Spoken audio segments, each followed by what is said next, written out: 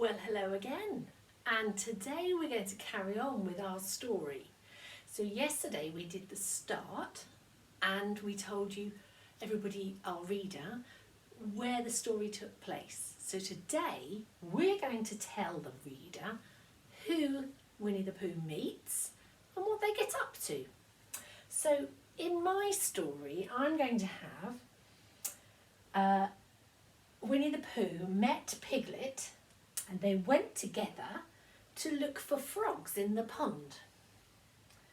Later, it started to get dark, so I'm thinking about moving this story on and a reason to end it as well. You need to have a reason, and it's not just he went home to bed, because that's not very exciting.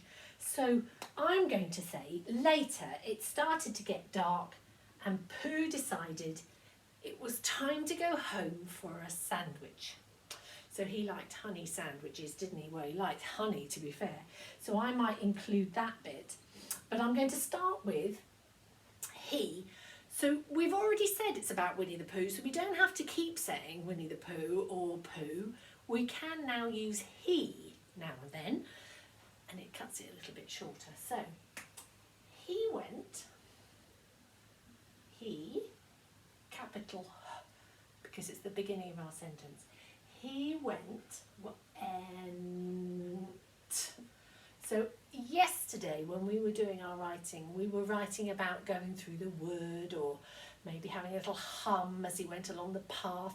He could be looking for signs of spring, which is what we've also been doing in our science this last week. So you could include all that stuff that you've been finding out about, all the bulbs and the flowers and the lovely colours and the catkins. He might be looking for all those sort of things. He went to see Piglet, and Piglet is his name. So we need a capital letter. He went to see Piglet. So that's a little sentence all on its own. Now, I can't fit another word in here, and I'm not going to do that funny thing where people write down the side of the page. We're not going to do that. So, he went to see Piglet.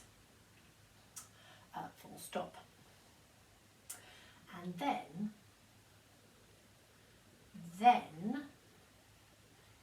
which is also one of those words, then, next, finally, which helps our story move along.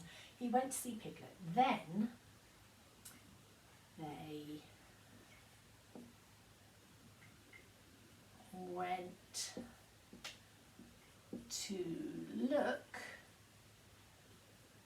for, and I know I can fit in for just there before I start my next line.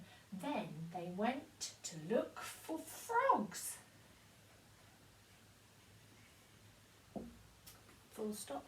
And looking for frogs at this time of the year is a sign of spring because they're all laying their frog spawn in the ponds at the moment. So that's a really early sign of spring. And I know that when I go back to school on the 8th, which isn't long, is it?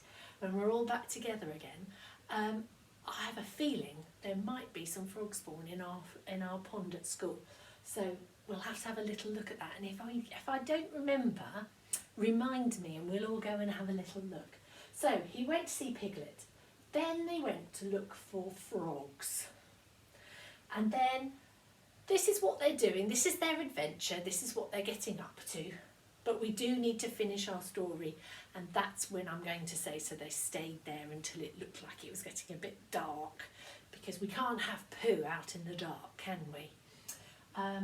So this is the second part of your story. And it can be as long or as short as you like. So we can just have a sentence for each part of it, or you can write a little bit more. So I'm really looking forward to seeing your stories all about Winnie the Pooh. And if you don't send them in on an email, then why don't you save them and we'll read them when we all get back to school. Good luck with that.